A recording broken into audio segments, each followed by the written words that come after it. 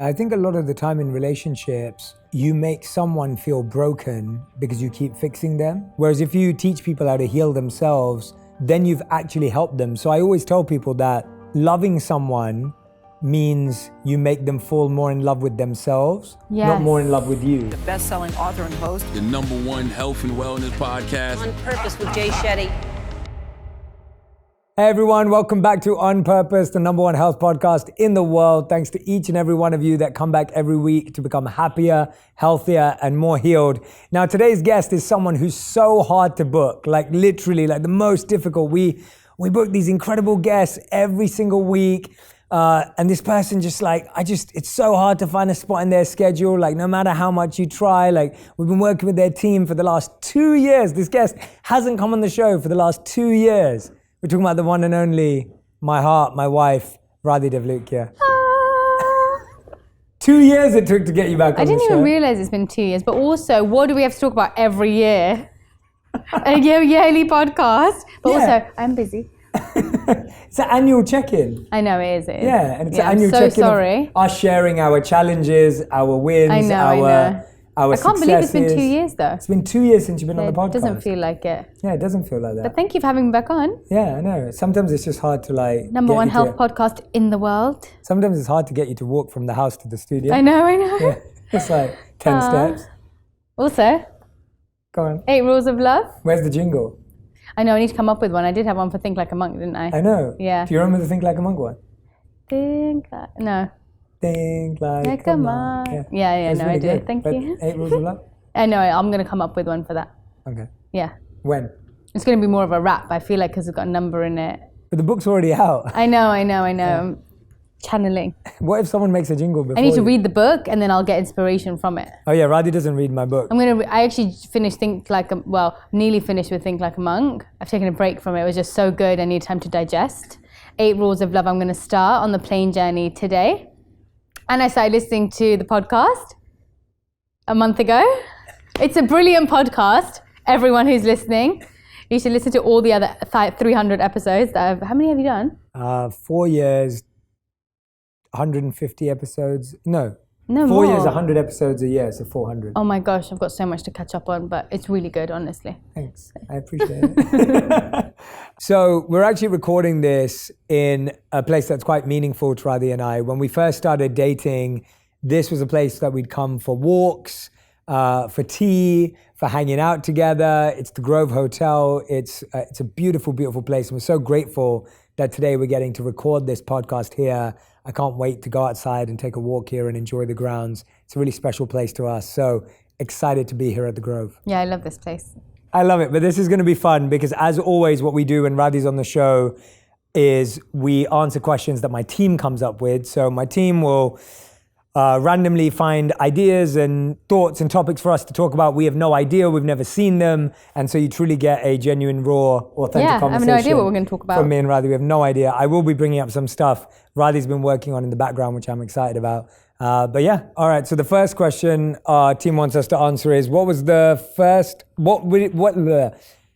our team wants us to start with is, what did we love each other? So the question that our team wants us to answer first is, what did we love most about each other first? What do we love most about each other now? What's changed? What's different? And why? Well said. Well done. You're good at this. I should basically be the host of this show. You should basically have a podcast. I should have a podcast. Okay, so I feel like it's pretty much still the same stuff that was from the beginning. You're very consistently the same person in a really good way. Like, you're a solid human. You really are like the same. Why are you laughing? It's the same stuff, really. It's the same stuff. Same stuff, but in like the best way, because you have been consistently the same person. You said the things that you would be at the beginning of the relationship, you are still that person. All the good stuff. And what would they be? Let me tell you. They are. You know what's funny about this? I'm not a PDA person, and I feel like this is where the podcast gets it all, because it's questions about it. You were extremely honest about who you were at the beginning, which I think was really important. Like, you always told me what you were happy to do, not happy to do, your priorities, your values. The main thing is your integrity between what you say and what you do and who you are on camera and who you are off camera. It's literally the same person. Like what you talk about is the same person as who you are behind closed doors. And I think that that's such a beautiful quality, because I think like living with integrity allows you to give yourself so authentically, which means that you're able to just give love constantly, because you're constantly fueled by yourself, but also you're just forever living in alignment, which is like people feel that energy from you. And I feel like I feel that every single day, which is really cool. Thanks for that. I actually think that what I loved about you when we first met was that you've always been absolutely adorable. You're absolutely hilarious. You're still one of the almost something more. I laugh. No, I'm saying when we first met. Yeah, you're hilarious. Like, I think you're one of the funniest people I know. You make me laugh all the time. Thanks. And I think I love that I could always be myself around you. I never felt judged. Yeah. And I never felt I had to be a certain person. I never felt like I had to perform or act in a certain way. And I think you really give people permission. I don't think you just do that with me. I think you do that with everyone. You give everyone permission to be who they are, and they don't feel pressurized to impress you or change who they are, mold themselves to be more important to you. You like to make everyone feel important for who they are. And I also fell in love with just how positive you are, in a sense of not positive in the way people think about it, like, oh, you're just happy about everything, but positive in the sense that you never liked gossiping about people, or you never liked criticizing people, or you never liked comparing yourself to other people. Like, you were very happy to let people live their own lives and not get involved in anything negative to do with them, but be happy within yourself. And I thought that was beautiful. Thanks. And I think what's changed, and obviously I still love you for all the same things, but I think what's really amazing is I think you've been on a huge journey to get to know yourself. Yeah, for sure. Over the last few years. So we've been together now for nearly 10 years. Yeah. And we've been married for 7, nearly. Mm-hmm. And I feel like in the last 7 years, you've truly found yourself and you've discovered who you are and what matters to you and what your values are. And yeah, trying, but a lot has been revealed. And I think I love you for going on that journey so confidently when you were scared to move to New York when we first got married. Yeah. So from going from the person who was scared to move to a new city and a new country, which is fair enough to be scared for, to now be someone who's used that as a way of learning about yourself and becoming more confident in who you are.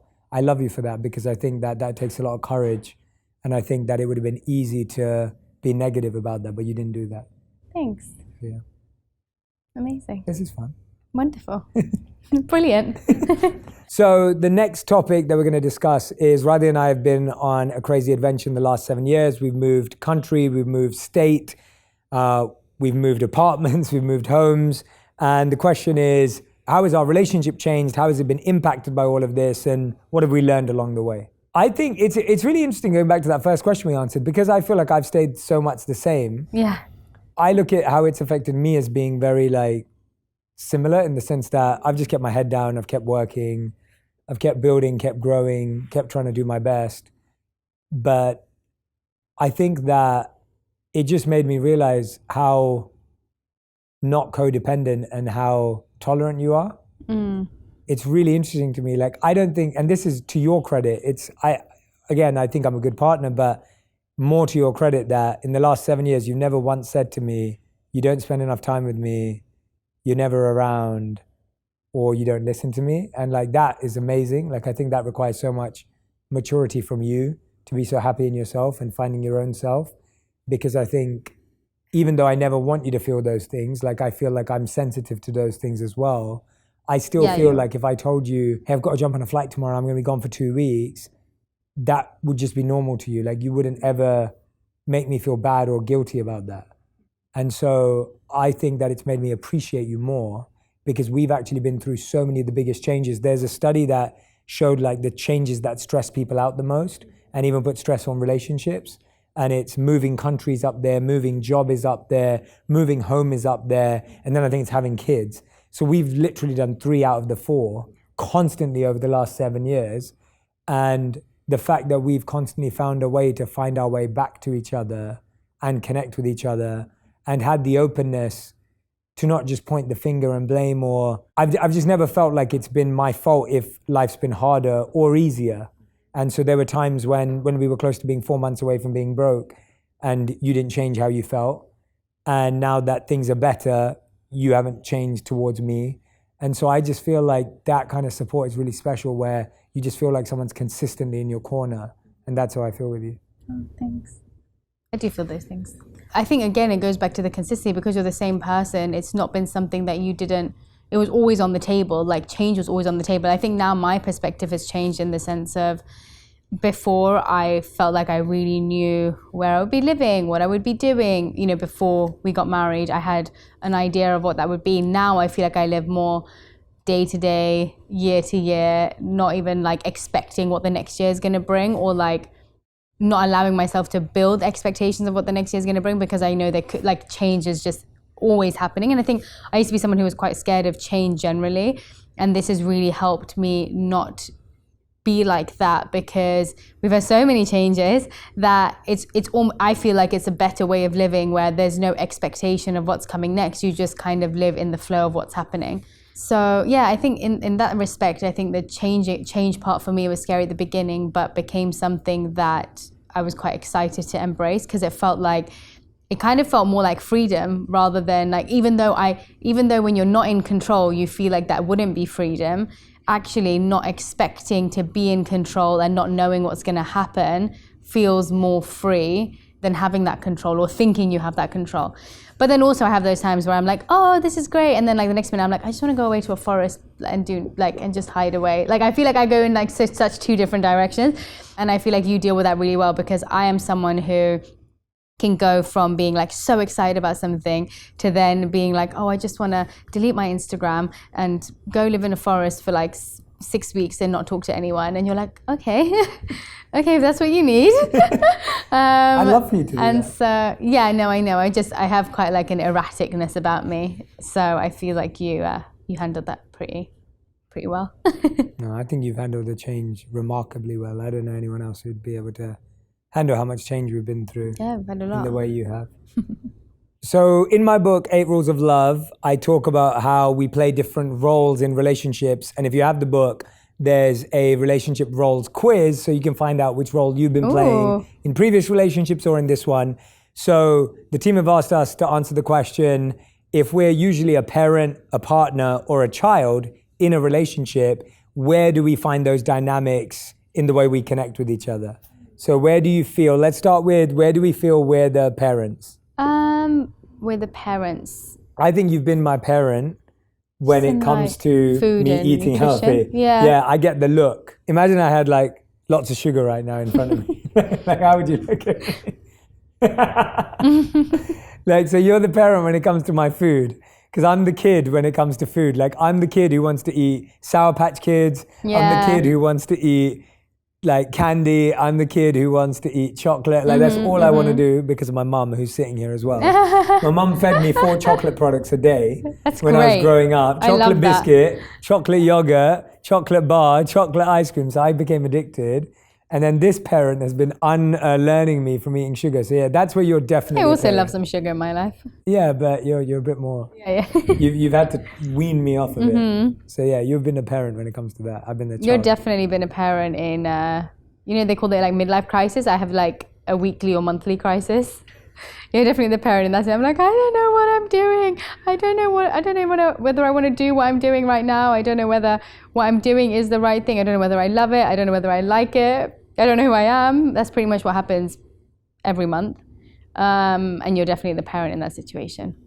Yeah. But parent/partner, like you're not like telling me what to do. You're kind of guiding me through it. So I say you're also, I feel like you're not very parenty in many You're ways. not parenting the health stuff either. Like I've always said, like I've never felt I know what you mean. judged and criticized, or like, it's not like you're like, oh, telling me But off. like guide and... But guide, yeah. Parent is just the person who's making you, looking after you when you're being being childlike. I definitely am that in that situation, Yeah. I think... That and like running late for things. Oh, yeah. And getting to places on time. And making sure I like actually follow through with things, plan out my life. Yeah. I feel like I'm a child sometimes when I'm like like just literally being a child. I'm just like, love me now, like just being like a kid about like wanting attention and just being a bit moody.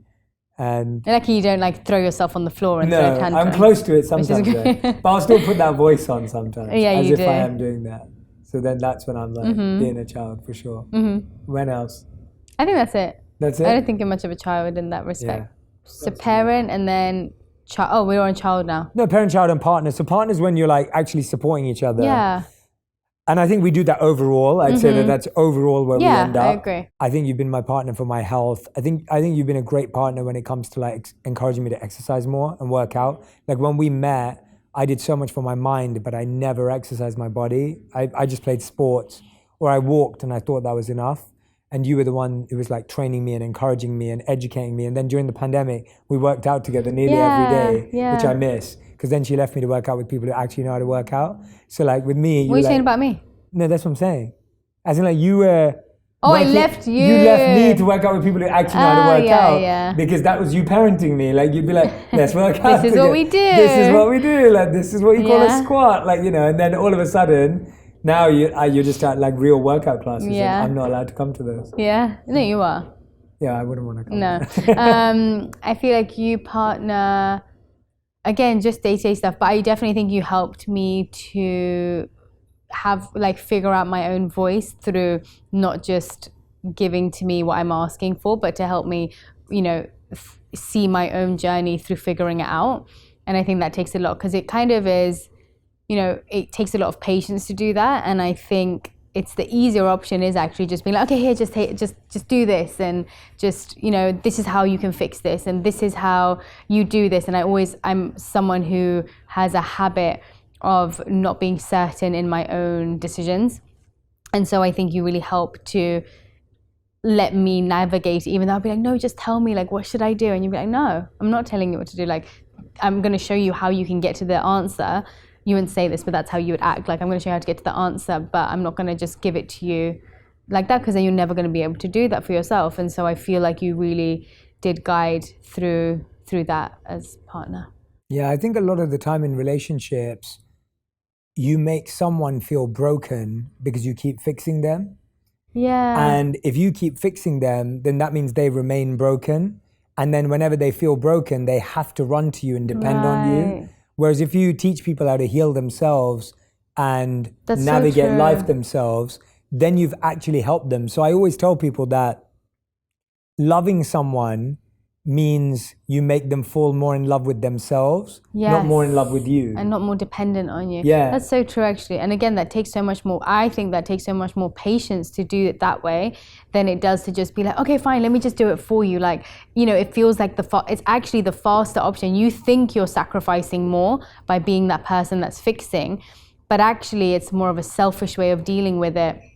From my experience of doing it for other people around me and in other relationships around me, that you end up being someone who, actually thinking about it is probably more of a selfish thing, because it also allows you to feel more important versus letting them feel their importance and their value. I think a lot of people love people being dependent on them. Definitely. Because it gives them a sense of significance. Definitely. Especially if you don't know what you're doing in your life, or if you feel like you're a bit lost, helping other people. And although that's a great thing when you help other people, but the intention behind it and what you're receiving from it can make a huge difference in how you actually feel about it. So like if you're helping someone through intention of genuinely caring for them, genuinely helping them, or are you helping them because it fuels you into feeling valuable? And therefore, like for me, I remember it used to be just a way that I would throw myself into, so I didn't have to think about what I was doing in my life or how to figure out my own things. It was just, oh, this is great. I need to be doing this. This person needs my help. I need to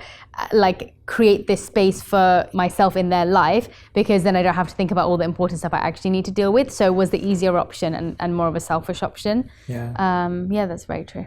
So the next topic is that sometimes your partner can be extremely annoying, or you find them annoying. In that case, when have me and Radhi ever experienced that? When is that as far as a deal breaker, and how to deal with feeling annoyed by your partner? I don't think you've annoyed me. Wow. like, you're not an annoying person in that way. Like, I feel like, yeah, there are things that irritate me, and I'll have I don't really remember stuff like that, but this is the best thing when I have a terrible memory. You forget the bad stuff and you forget the good stuff. Yeah, forget it all. You can't have one or the other. You have both. But I would say that obviously there are times where I've got agitated and been really snappy. I definitely have more of a short fuse than you do, and I have not tantrums. I wouldn't call them tantrums, but I definitely can be more defensive and have more of an ego about arguing, but that's very difficult when the other person doesn't have that. And that's probably the most annoying thing that you do, that it's like, I want to have a fight and you're just like trying to resolve it within the first 3 seconds when I'm still in fight mode. And I'm like, for goodness sake, just fight a little bit. Like, please, just give me something. And he's just always trying to just make things better. It's so annoying. That's it, really. No, come on, I must do stuff. No, yeah, that is the thing that annoys me. As in, because sometimes you just need to have a fight. Sometimes you just need to like argue it out, say things you don't mean, just really. I know, I don't say things I don't mean. I don't say things I don't mean, but what I mean is just like, sometimes you just want to have it out. You've never said something. And with you, it's like me going, and you're going. That's basically how our fights go. You've never said something mean to me. No, okay, I don't. I don't say. That's true. I'm very thoughtful about my words. Like, I really, with everybody that I talk to and that I argue with, I may say things irrationally, but I never say things that I don't mean, or I'm very specific with my words. I don't think you have. But I'm just saying, sometimes I like to, have a bit of a tiff. Yeah, I would agree that I genuinely don't believe you've ever said something you don't mean, or said something, like, I don't think you've said something harsh. You might be upset with me or irritated. Yeah, I think I just go silent, or I don't say things. Yeah. That's probably the thing that annoys you. No, not anymore. That used to, but I talk about that in the book. Oh, do you? How I learned about that, yeah. Oh. Yeah. Yeah. That's the other thing. Yeah. You know what? The other thing is, I never know what's going to be in podcasts. Never know what's going to be podcasts. Never know what's going to be in a book. I didn't even know that there was going to be a love book, but somehow there's a book about love, and it happens to do with us. I'm quite private with certain things, and then suddenly it's all over the news. It's everywhere, and actually sometimes I think about it. I'm like, I don't think I had a choice in this. Oh, is that? No. So does that annoy you there? I think there are certain times I'm like, oh, but I also think it's like it's a personal choice of how much you want to share about different parts of your life. And I think it's like, now we're realizing it. No, not in a bad way at all. Like, I think you are just someone that really wears like your heart on your sleeve. You're someone who wants to share things, to give lessons and experiences to people. You're never someone who shares to show off. You're never someone who shares to prove a point to anybody. Like, you are so wise with how you share things, and that's why it's not an annoying thing. I don't mean it an annoying thing, but no, it's one of those things. I'm sure there are different types of partners where one person's like way more like everybody always says to me like, oh my God, you're so eccentric. Like, I can't believe that you don't like doing things in public, or that you don't. And it's such an interesting thing, because your nature is like, your nature is to be around people, in front of people, in terms of like, you exude that, you thrive off it. Like, that's when I think that's when your nature is. It's when you thrive off something, like part of it at least.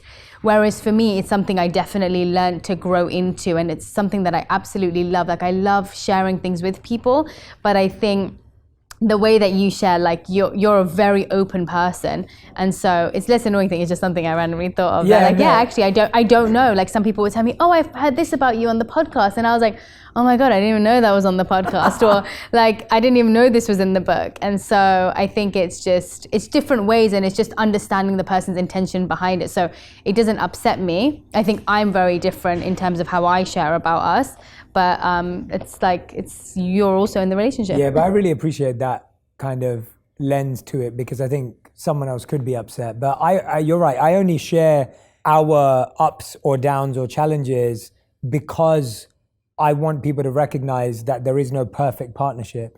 And I think when we first started sharing about our relationship, that's why I stopped. That's why because I hate being seen. Like, I find it really suffocating if people think anything about perfection to do with me, because I know I'm not that person. I'm not that person in the relationship. I'm like, trust me, he wrote this book for me to read because I need the stuff that's in the book. But like, I genuinely don't feel that I'm a perfect person. And so I find it really suffocating and kind of difficult to handle. No, and so do I. And that's my point, that the reason why I started talking about, oh, you're right. Should I get a tissue? Oh, you're okay. You're right. You want a tissue, bro? You want some water or something?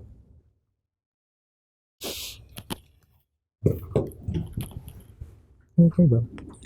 That was so beautiful.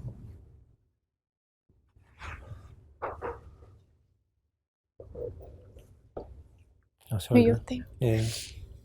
Thanks. Oh, thanks, man. Sorry. Just break your mics. I'm gonna cry, everyone, okay? I cry when I'm happy, I cry when I'm angry, I cry when I'm sad. I cry with every emotion, it's just how I release things. For anyone who doesn't know that, I've spoken about that 1,000 times, so don't worry if you see me cry. Yes, I'm not telling you to stop crying. No, I know. I'm just telling the... Yeah. That's actually why I started to share, and we always did, but like share like fights that we had or challenges that we had or things like that, because I just found that I too don't ever want to portray a perfect image of me and you, of anything in my life, because no one's perfect. We're all making mistakes. We're all a work in progress. And the last thing I want is for people to think that me and you never fight, or that me and you have it all figured out, or that we're not having to transition and grow, because we have to do all those things all the time. And I think the mistake that happens though sometimes with like, obviously, like the question I get asked all the time now that you've written a book about love, obviously, is like, oh my gosh, and you're like, just to be clear, Jay's literally like one of the most amazing partners you could ever ask for, but they assume that the relationship is just, like, I just don't like the idea of perfection. I find that with my stuff as well, like, because people think that you're just a positive person, and same with you must get that all the time, where it's like, oh my gosh, you must never get upset, and you just seem happy all the time, and I'm like, and then it makes you want to kind of be like, oh, I'm sad today, everyone, and I'm like, I choose what I share because I don't want to share that energy with people, because I know the energy I want other people to feel when they watch my things or when they experience it. That doesn't mean I don't harness that energy within me. It's what I then choose to let other people experience. And I think that's also important to know what you're giving out to people. I know that if someone's sad around me, that's going to make me sad. And so... I'm sorry. And when people are happy, it's the same thing. And so I'd rather give off contagious, happy energy than sad. But that doesn't mean people don't feel it. Yeah, definitely. Definitely. I fully agree with you. And that's why I talk about, I mean, I've constantly been talking about like when I get irritated or when I get agitated, or like I always talk about how I get more moody and I can get snappy and all those things with you. And that's what I talk about in the book, about how when we have a fight, I want to solve it. When we have a fight, you want to hide. And so I call it venting and hiding. And then there's another one called exploding, which are the 3 fight styles. Exploding is when someone just wants to let all their emotions out. And we found a way where in the beginning, when you used to want to hide, i.e. take some time out, and I wanted to vent, in the beginning, I used to think you didn't care. And so I literally would feel like you didn't love me as much, that you didn't care as much. And I would say that to you, only to realize that none of that was true. What I realized was that's just how you process an argument. And learning that that's how you process an argument, and that what I'm doing isn't right, it's just how I process an argument, helps you realize that you could actually be on the same team. And then saying, okay, let's get back to this in 12, 24 hours.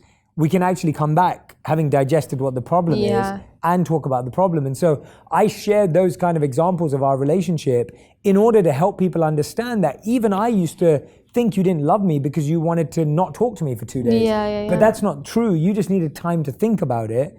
And just because I wanted to talk about it now doesn't mean I care more. But that's how we think about things. We all think we care more in the way we act. Or that someone else cares less. Yeah, it's true. And so, I think it's that thing of whenever you're sharing things about, you share so many different topics and there's so many things that you speak on, and when it was purpose, I'm sure you got lots of questions about purpose. When it's love, you get so many questions about love. And I just think there's this like, I think I'm still learning to deal. I feel like you have this thing of you're very good at digesting, not really knowing what your intentions are, knowing what you're grounded in, knowing your purpose, and therefore what other people's perception of that is doesn't affect you as much. I think I'm still working through the like pressure of perfection, which I'm just like, it's so hard to be like, I'm just not perfect. Like I'm not happy all the time. I'm not this all the time, but it's very difficult to vocalize that in a way that's not like, oh, okay, you're just saying that because it's so hard to communicate it to people if they've already got that perception of you.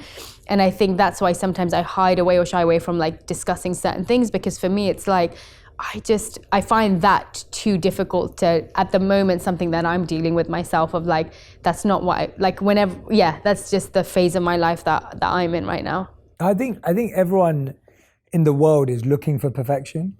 Yeah, in but someone else. Yeah. No, but there's a part of us that, totally. You want to know, like, what is that? wants it. Yeah. Like and everyone... it's like once you know, because perfection when I think about it and have tried to think about that mindset, it's like, okay, because perfection equals happiness in minds, like, and I can understand, it's like whenever I see someone who I think whatever perfect is to me has that perfect life, I'm like, oh, that is what happy is. And I think it's just through my own thing of whenever I've got the things that I think mean perfection, or what people, like the things that people perceive of you as being perfect, you're like, that doesn't make me feel happy at all. Like those things that you're saying to me, or messaging me saying that, oh, you've got this, which is like, that's like the perfect this, or whether it's to do with physical appearance or mental state or whatever it is, it's like, there's so many parts to perfection that people think equal perfection, but it's like, when you hear that from the other side, I'm like, oh wow, if that's perfection, like that hasn't made me happy.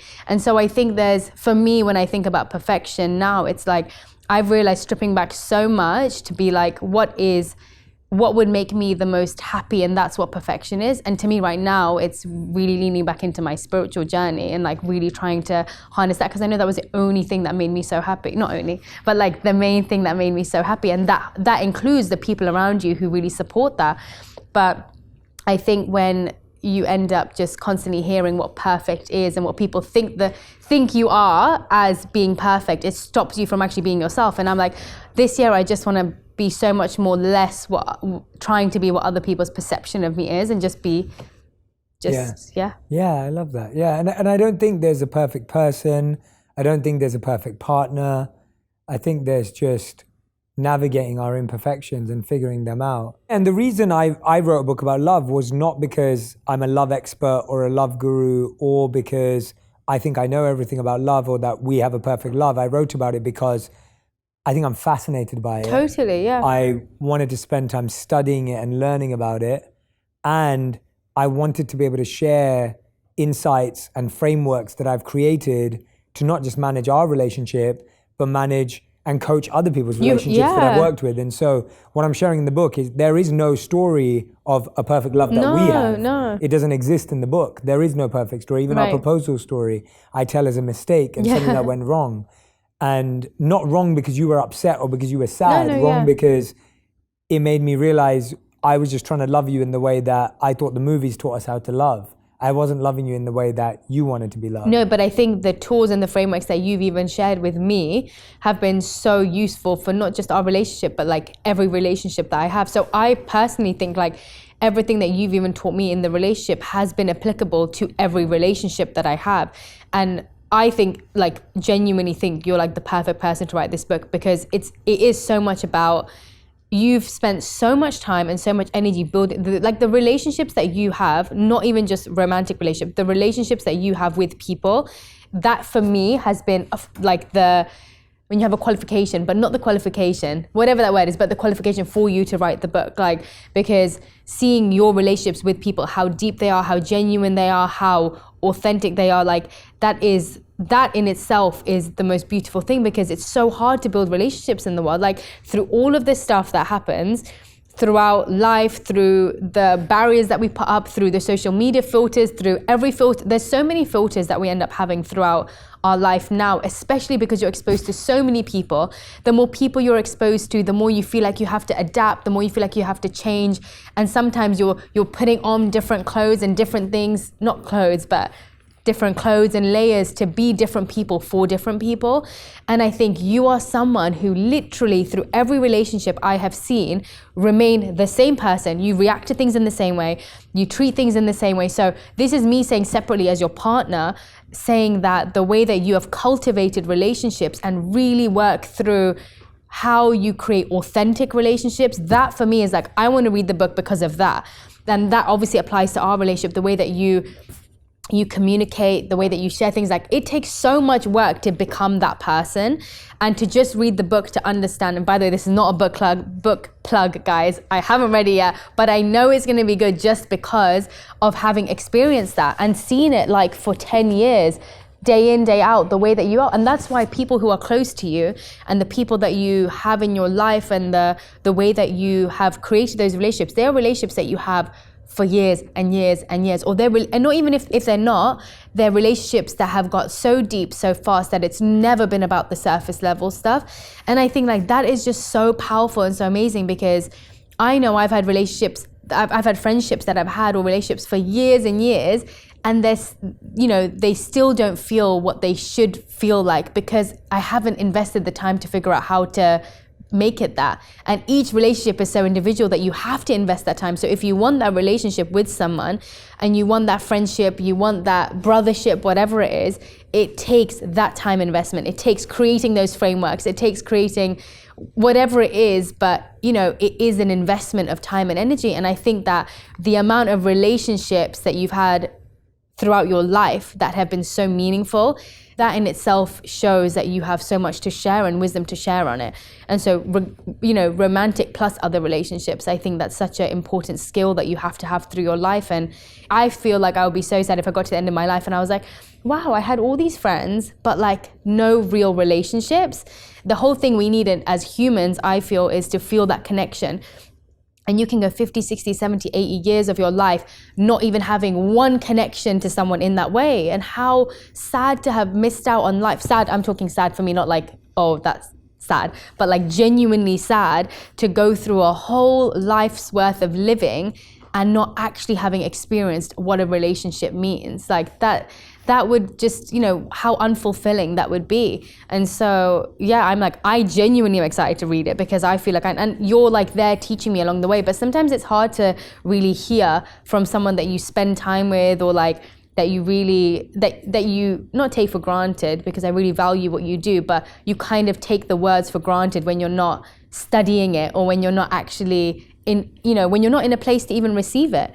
And so I feel like I'm in that place right now where I really want to build deeper connections. And I think that's why I think it's such an important thing from you, from other people. Started listening to the podcast recently. I did. This was on purpose. The question was, what did we find annoying about each other? And right. I did. I said that it's when you share things about me that I don't know about. That is something that genuinely annoys me. And also because it's seen from your perspective, and you have like filter of your eyes when it comes to me, because you always think things I do are nice, when actually I can be a terror. But yeah, I changed the question, sorry. Yeah. So I have a chapter in this book called Your Partner is Your Guru. Yeah. And this was inspired by you. Great. And it was. Amazing. Well, really it was inspired from our tradition and the idea that relationships are more about education and enlightenment than they are about entertainment. Yeah. And I think that you get into relationships because of pleasure, but actually relationships that last are ones in which you grow and which you find a purpose. Yeah. And I think that sounds really unsexy and uncool, because people think like, oh, well, my partner should just be someone I have fun with all the time.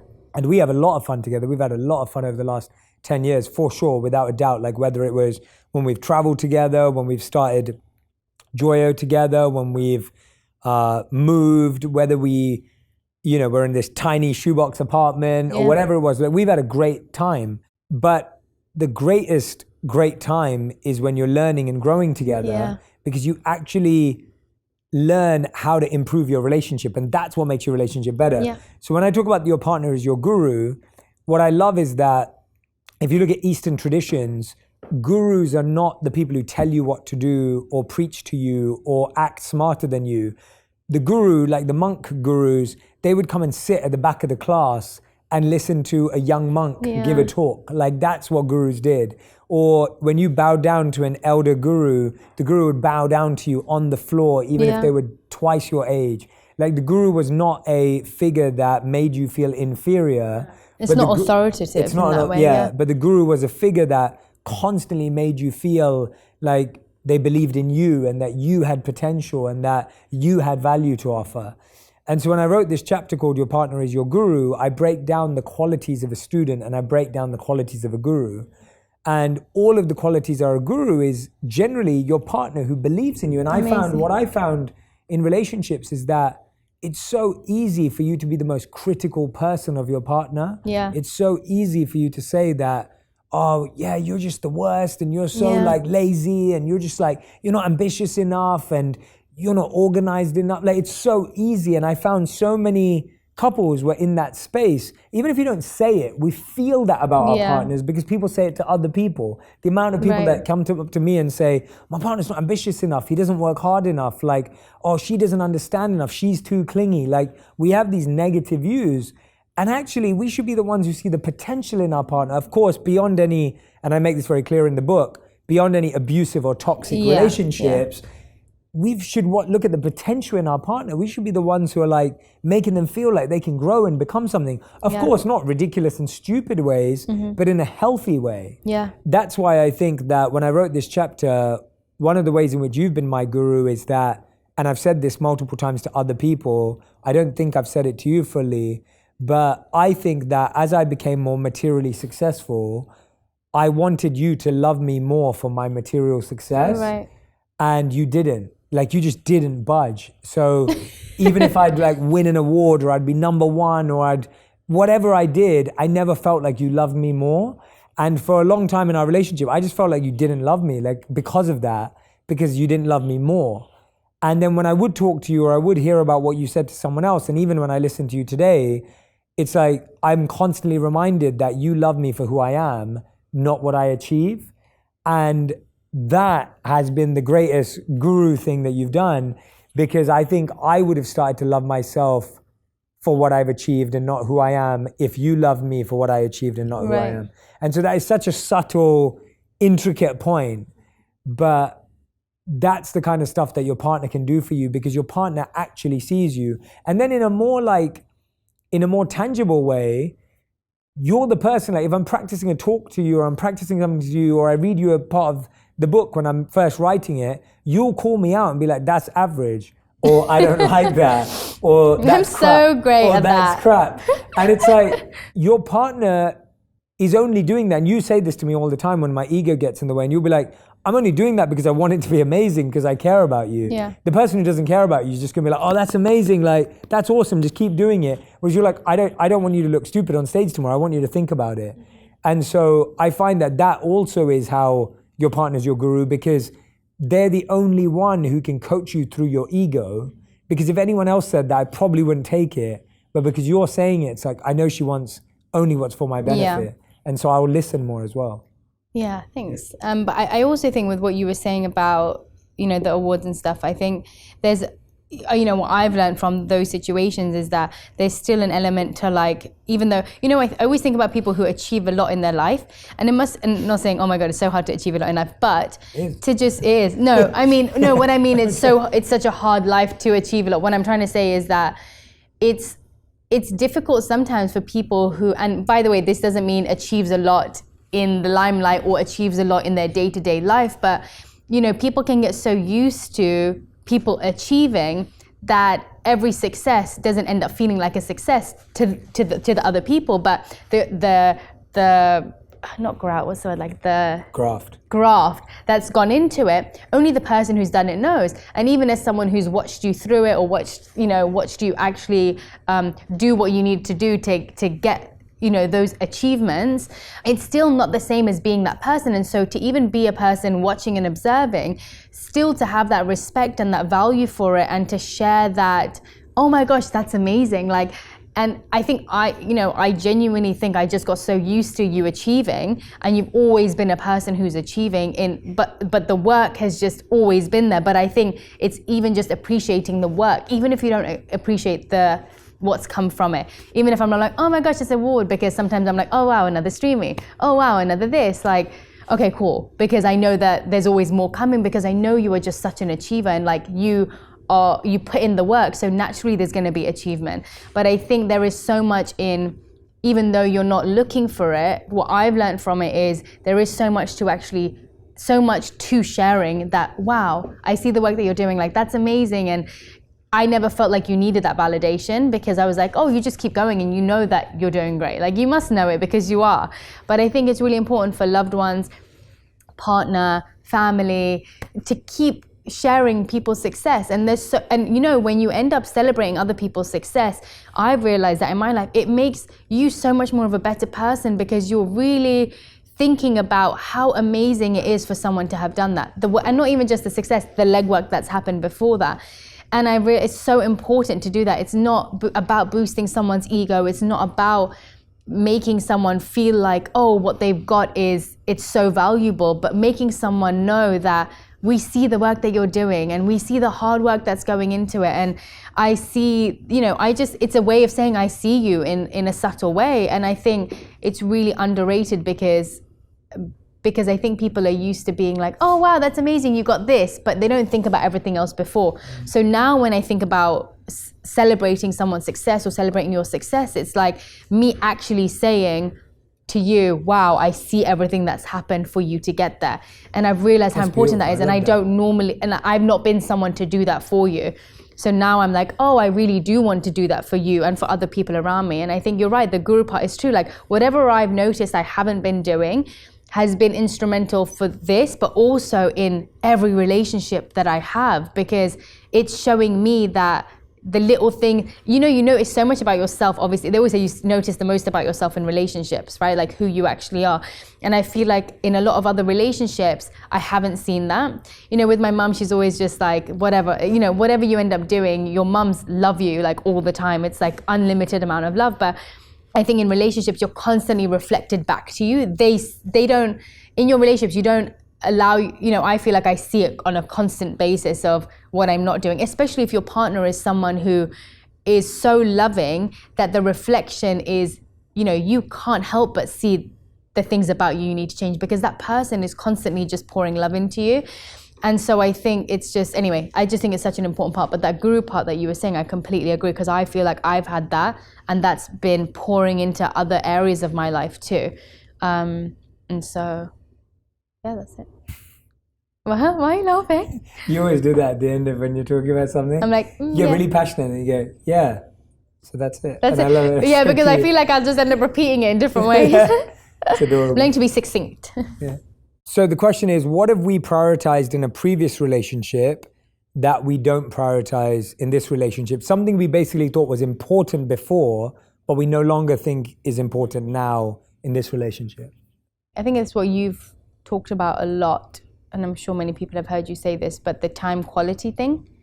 I think that's been something that the more time you spend with someone, you think that time is the investment. People think that time is the investment. Like the amount of time you spend with someone is what the investment is. This person is willing to spend 2 hours with me, but this person is willing to spend 15 minutes with me. That must mean the 2-hour person values me more, loves me more, cares for me more. But what is the quality of those 2 hours? What is the quality of those 15 minutes? Makes such a difference.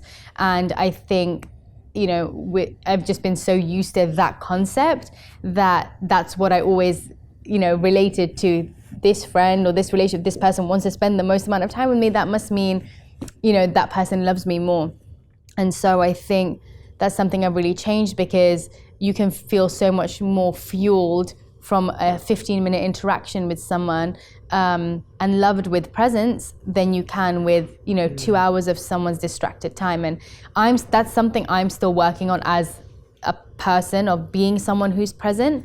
I think it's something I've really, I've been up and down with it. There are different times where my mind can just go everywhere and do everything and not even be in the same room as everybody else that I'm in the room with. But I think it's something that I know it's I want to be working on and something I want to be improving on. But I think that's a value that I have changed. I love that. I think I've talked about this a few times, but I do think it's important to keep reiterating. Like, I think I used to see romance very one way. I had a very singular view of what romance meant, which was like nice dinner, candlelight, flowers, movie, like that kind of very typical idea of what romance looks like. Or like Netflix and chill, where you're like snuggled up on the couch watching. Like, I think we all have these very basic views. Like, I had someone ask me the other day, they were like, if I'm Netflix and chilling with someone, like we've gone beyond the first date phase of having a drink together, but now we're Netflix and chilling, like, but I don't feel chemistry. And I was like, you're not going to feel chemistry Netflix and chilling. Yeah, just watching a movie. Just watching a TV show or a movie, like, you can't feel chemistry for someone doing that because it's such a basic activity.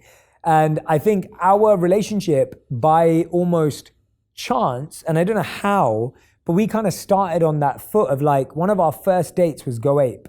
Oh yeah. And Go Ape, for anyone who doesn't know what that is an assault course that's 80 feet up in the air. Mm-hmm. You know, we're like swinging from branch to branch. We're helping each other out. Like you got to see what scared me. I got to see what scared you. Like there's just so much opportunity for chemistry there. And we would have very easily figured out if there wasn't any chemistry there. And another thing that we've done a lot of, which we talked about before, is escape rooms. Again, it's very easy to like get a conversation started, and like you don't have to have that awkward silence because there's something to solve. And I think that's what life's kind of like. Like life's about solving a problem. Life isn't just talking to each other. And often when you go to dinner, I see so many couples on their phones and no one's talking for like an hour and a half. And the food comes and you kind of mention a few things that you like and then you're back to your phone. And that's because you can't just sit there and have random conversation. You need another almost activator or something interesting or fascinating to do. Like I know when we've been to like a pottery class or a painting class, or recently you tried to do wakeboarding, right? Yeah. And it's like that to me is so much more, I learned so much more about you watching you try to do this impossible task. But an extreme sport, I might add. An extreme sport, which made you feel like you had whiplash the next day. Oh my God, I was in so much pain. Yeah, but it was like so fun watching you try something new, as opposed to like, if we just sat at the beach and had dinner, like it just goes to being the same. And I appreciate, by the way, like we're tired at the end of the day, we do want to turn a show on, that's fine. But at least once a week, I think it's really important to go do something different. Something that builds. Yeah, something that builds, something where you're learning about someone, something where you get more curious, you laugh at each other, you laugh at yourself, something where you're both doing a new experience. Because I find that in my old relationships, I literally thought of love and romance as a very typical date night. And I don't think we have a typical date night. I think we try and avoid it generally. Or if we go to watch a movie, we don't see that as date night. We just see that as watching a movie. We're both like, oh, we really want to see this movie. Let's go and watch it. But we're not like, oh, this is date night. Like that doesn't become our bonding. That just becomes something fun we want to do. Or we don't watch a TV show and think, this is us bonding. Like things where you're not connecting can't be something that deepens or strengthens or creates a different perspective on your relationship. It's just, I used to feel the same way where it's like, oh, that thing of going on a Friday, like movie night, and if every single time you're hanging out, it's an activity where there's little connection, little like connection on like all levels, connection on a mental level, connection on talking, like there's so much to do with connection that needs to happen within a day or within spending time with someone, where if you're watching something or if you're doing something with little of that, how can you get to the end of the day and be like,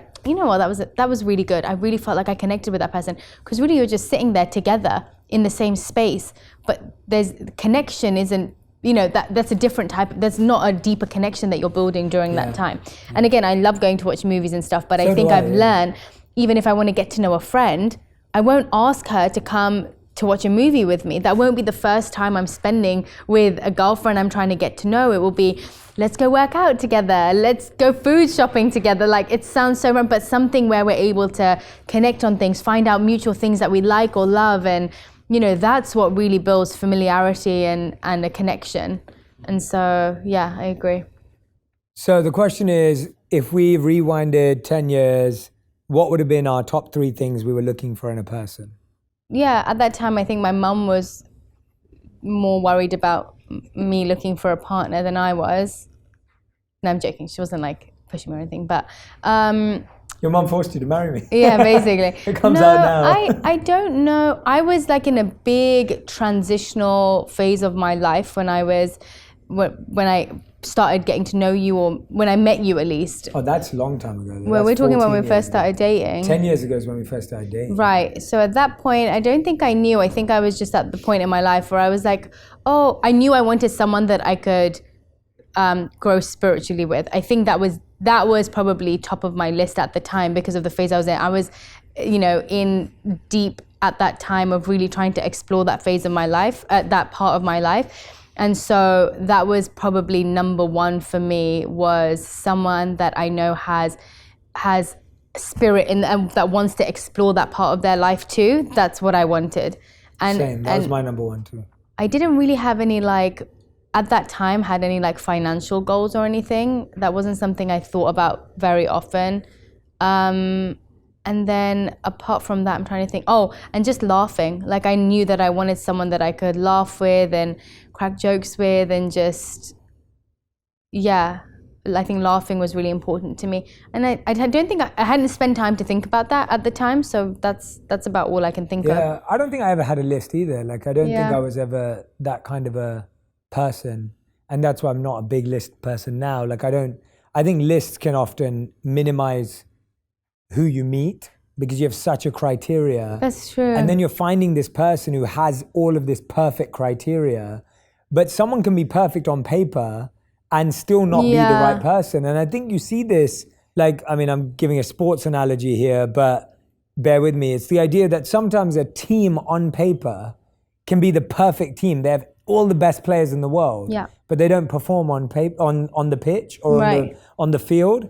And I feel like that's what relationships end up like, where you have this person who ticks all your criteria, but then they're not that in real life. Like you don't feel that with them. Right. And so I think relationships are more about discovering someone. Like I couldn't have known what you would be like in 10 years. You just can't know that. No, you really can't. You just can't know what someone's going to be like in 10 years. And so all I could do is be curious and open and learn. You are so many more things than I ever thought you were or would be or could be or anything. But you either have to figure it out as you go and go, oh, I like that or I don't like that.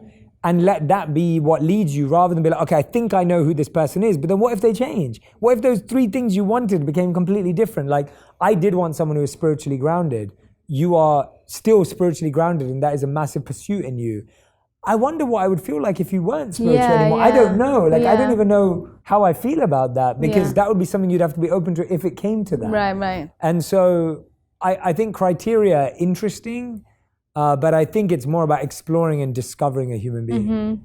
That's true, actually. So many people have lists of, like so many of my friends who are looking for a partner will have all these lists of what they want, and every category they'll have something that they want in it. And sometimes it's like, oh, I met this person and they make me laugh, and they really give that feeling that they've been looking for, but then they don't meet the criteria, and it kind of completely throws them off, and they don't even know whether to go on a second date with them.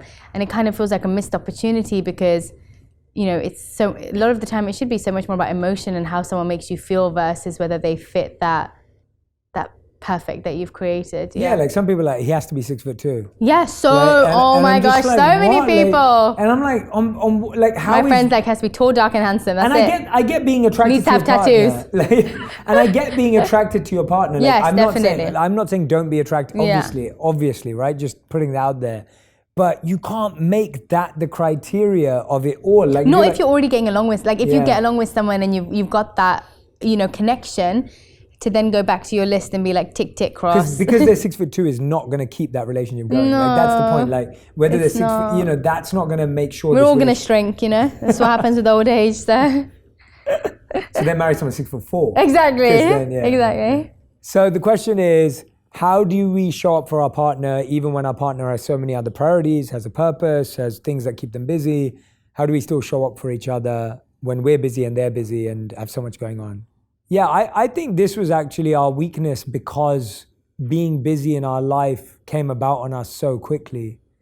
Like I always say this to people, like I didn't plan for this life. We didn't plan for this life. Things transformed and moved very quickly and changed very quickly. And it took off quickly even for us, and we almost had to play catch up with it.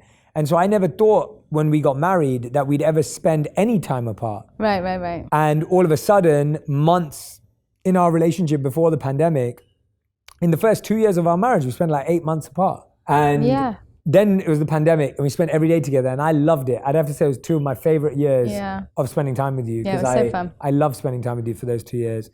And then when the pandemic was over again, our lives again have been like, we spent like nearly 6 months apart last year. This month, at the start of this year, we've already spent a month apart, obviously different reasons.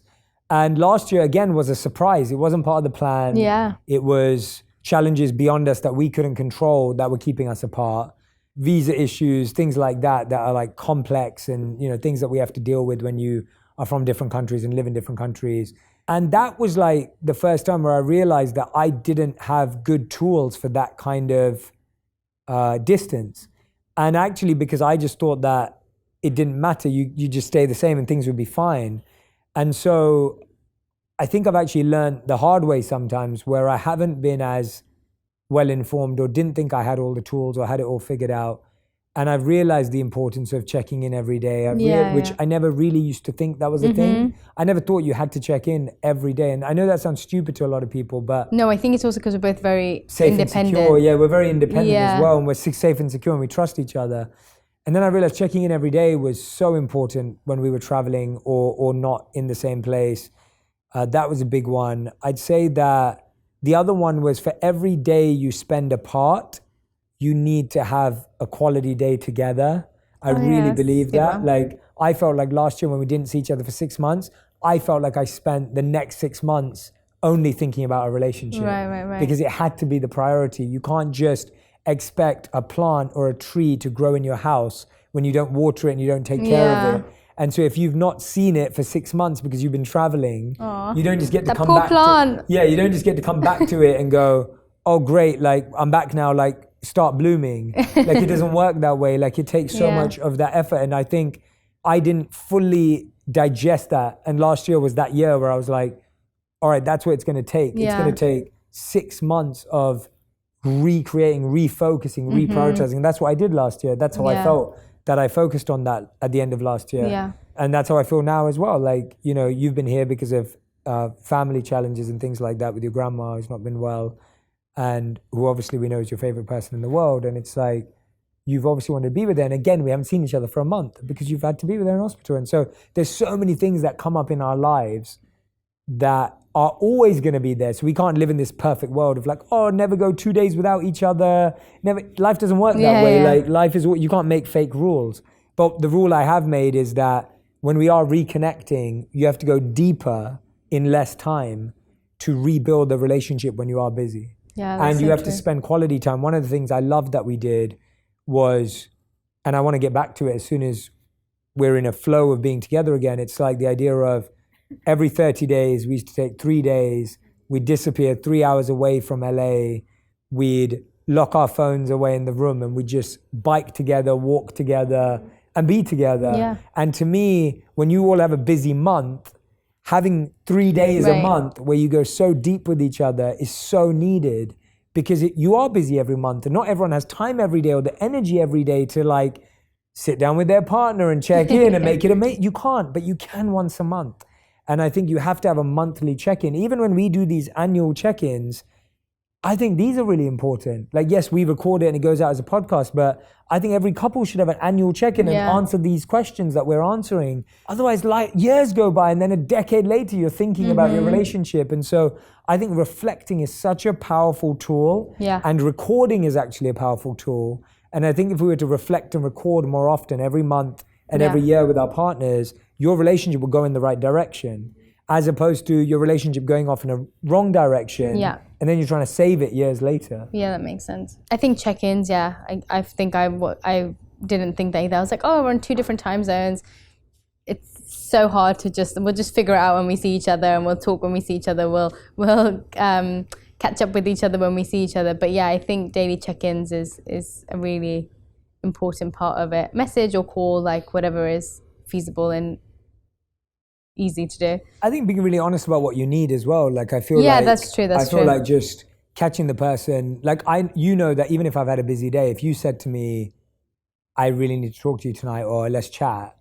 Totally. You know I'd be there. Yeah. Even if I've had a really busy day and I'm exhausted or whatever it may be. But if you don't know, sometimes you assume your partner just knows how you're feeling. And I think that's always where things go wrong, where it's like, well, why haven't you checked in with me for a month? And that mentality really ruins relationships. Rather than just saying, let's agree to have a check-in every month, see how we're doing, see what you need help with. One thing I recommended in the book was 4 questions. So once every day is, what have you done for yourself today? Once every week is, what have you got coming up this week? And what support do you need? Every quarter is this relationship going in the direction you want? And how can we get it in there? And the 4th question every year is, what are your goals and how can I help you? I ask you a lot of those questions all the time. And so I just broke it down into that formula because I really wanted people to have like really clear things that they could do. I'll ask you them from now on. Cool. Get my notepad out. So the question is, it's early 2023. What are our goals? What are we pursuing? What's important to us as a couple for this year? I always talk about in the book how there's 3 types of relationship. The one you have with your own purpose, the one your partner has with their purpose, and then having a purpose together as well. And so looking at that third part of it. I think for me, I really feel that even though I haven't been neglectful or I don't feel I've put our relationship second or less important for this much time, I'm definitely in a place this year where I want it to be really important. And so I want to travel more together. I want to spend even more quality time together, especially because we've kind of gone from having like 2 years when we first got married, where we went together, 2 years married where we were like in pandemic where we were together every day, to now again the busyness. And it's almost like I want to make sure that I'm constantly investing in that in our relationship. And I think traveling together more, having that deep time as I'm talking about together more, those weekend breaks we used to take more, like that stuff is so important to me. And I'm really looking forward to that with you. Yeah, me too. That, and like, I think for me, it's like learning how to schedule in time for that, because sometimes I can be like, oh yeah, it will happen and we can do it whenever and we'll just hang out, but like planning things and creating experiences and moments for that to happen, I think that's something I want to work on, because I'm not very good at that. Yeah. Thank you, Radhi, for coming back on. That's all right. You'll be coming back on a lot this year and next year because you've got so many exciting things. Sorry, I'm like fully booked for the rest of the year. So you've got so many exciting things coming up. I'm so excited for you. Thanks. I'm so proud of you. Like, I've been watching you in the background work on so many incredible things that are going to excite and delight so many people, surprise so many people. And I can't wait for you to share them with the world. Me too. I'm excited for that. And I love you. And it's been fun watching you grow. It's been fun doing this with you as always. Can't believe we haven't done it for 2 years. I know. I can't either. And what were we doing last year? Well, I didn't see you for 6 months. Oh, yeah. That was it. But I love you so much. And I'm so grateful to be in this journey of life with you. And I don't think I would have learned half of what I've learned in life or what I put in this book if I wasn't with you. Same. And so you've taught me so much. Same. You taught me so much. And I still find you as adorable as I did 10 years ago. And that's the wrap, guys. Thank you so much for watching and listening today. Make sure you tag Radhi and I with anything that stood out to you or anything that connected or resonated with you. As always, Radhi and I try to be extremely open and organic with you with these conversations. I hope you enjoyed it. I hope it helps you in your daily life, in your relationships, and with the people that you connect with. That's our only intention and our only goal. Thank you so much for listening to On Purpose, and I'll see you on another episode. Thank you so much. Bye. If you love this episode, you're going to love my conversation with Matthew Hussey on how to get over your ex and find true love in your relationships.